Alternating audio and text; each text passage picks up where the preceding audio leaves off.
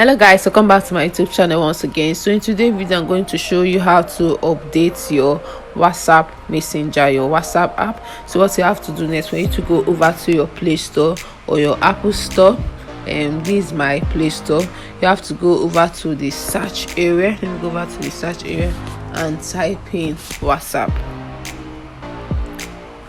And in case you're using WhatsApp Business or WhatsApp Messenger, you can go over to it. So let me go over to WhatsApp. I'm using WhatsApp Messenger. So let me go over to the WhatsApp Messenger, and you're going to see updates. You're going to see it over here. So let me go over to updates, and it's updating.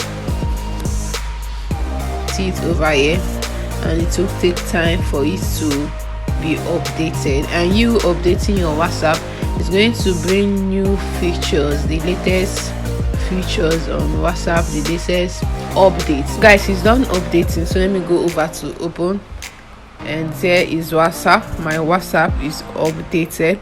This is the end of the video. Don't forget to like and subscribe to my YouTube channel, and see you next time. Bye.